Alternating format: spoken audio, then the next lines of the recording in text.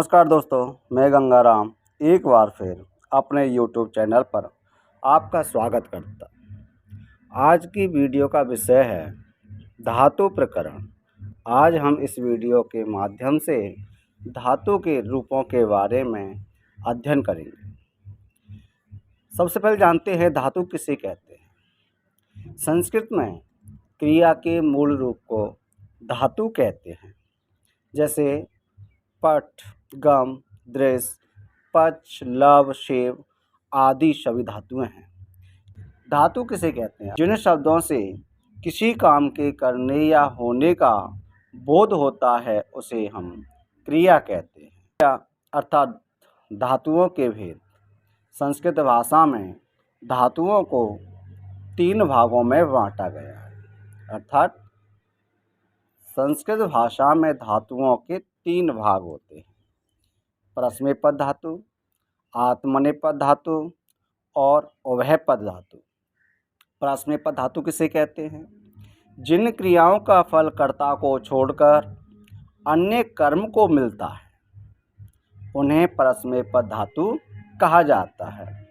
यानी जिन क्रियाओं का फल कर्ता पर नहीं पड़ता, अन्य कर्म पर पड़ता है, उस धातु को हम परस्मैपद धातु के नाम से जानते हैं।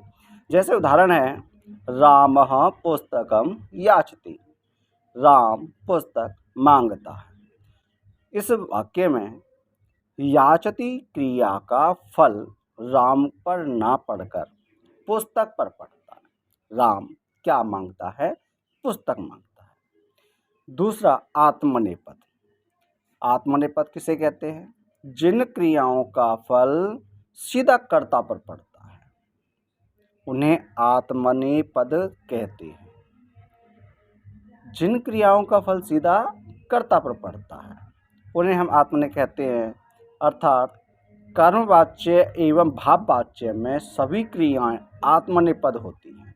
कर्मवाच्य एवं भाववाच्य की सभी वाक्यों में आत्मनेपद की क्रियाएं होती है। जैसे उदाहरण है, मया पुस्तकम पठयति। मया मेरे द्वारा, पुस्तकम पुस्तक, पठयति पढ़ी जाती है। उभयपद धातु किसे कहते हैं? जिन प्रक्रियाओं के रूप परस्मैपद और आत्मनेपद दोनों प्रकार से चलते हैं उन्हें उभयपद धातु कहा जाता है। यानी जिन क्रियाओं के रूप दोनों प्रकार से चलते हैं, परस्मैपद और आत्मनेपद दोनों प्रकार से चलते हैं, उन क्रियाओं को उभयपद धातु कहा जाता है। संस्कृत में वचन 3 होते हैं: एक वचन, द्विवचन, बहुवचन। हिंदी और इंग्लिश में 2 होते हैं: सिंगुलर, प्लूरल, एक वचन, द्विवचन।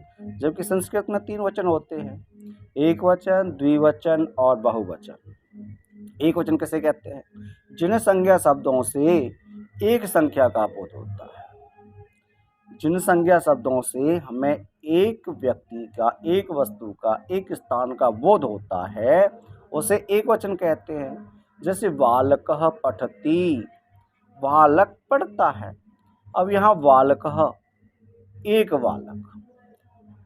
बालक होने का बोध होता है, इसलिए यहाँ पर एक वचन का प्रयोग है। द्विवचन, जिन संज्ञा शब्दों से 2 संख्या का बोध होता है उसे द्विवचन कहते हैं। जैसे बालकः पठत, 2 बालक पढ़ते हैं। इस वाक्य में 2 संख्याओं का बोध है। तीसरा है बहुवचन। बहुवचन किसे कहते हैं? जिस संज्ञा शब्दों से 2 से अधिक संख्याओं का बोध होता हो।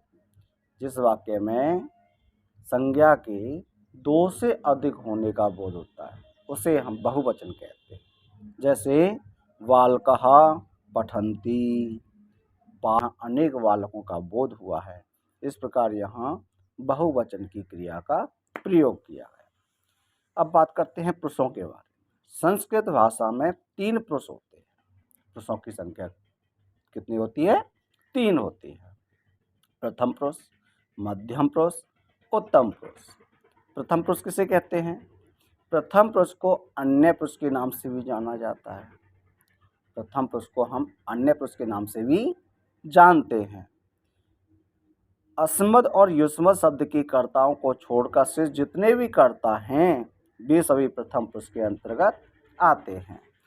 अस्मद और युष्मद शब्द के जो कर्ता हैं उन कर्ताओं को छोड़कर शेष जितने भी कर्ता हमारे व्याकरण में हैं सभी कर्ता प्रथम पुरुष में आते हैं। दूसरा है मध्यम पुरुष। मध्यम पुरुष में केवल युष्मद शब्द के कर्ता का प्रयोग किया जाता है।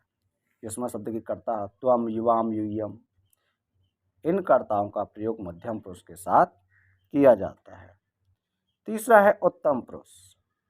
उत्तम पुरुष में भी केवल अस्मद शब्द के कर्ता का प्रयोग होता है, यानी उत्तम पुरुष में अस्मद शब्द के जो कर्ता हैं अहम, आवाम, वयम इन कर्ताओं का प्रयोग उत्तम पुरुष के साथ किया जाता है। अब बात करते हैं संस्कृत में लकारों की। संस्कृत में लकारों की संख्या 10 है, लेकिन पाठ्यक्रम के अनुसार यहाँ हम केवल 5 लकारों के बारे में पढ़ेंगे। तो मुख्य रूप से 5 प्रकार के होते हैं जो निम्न हैं: लट लकार वर्तमान काल, लिट लकार भविष्यकाल, लंग लकार भूतकाल, लोट लकार आज्ञार्थक और विधि लिंग लकार चाहियार्थक। इस प्रकार से हम केवल 5 लकारों का ही अध्ययन करेंगे। तो प्रथम है लट लकार। लट लकार किसे कहते हैं? क्रिया के जिस रूप से वर्तमान काल का बोध होता है उसमें लट लकार होता है। यानी क्रिया के जिस रूप से हमें वर्तमान काल का, प्रेजेंट टाइम का बोध होता हो, ज्ञान होता हो, उसे हम लट लकार कहते हैं।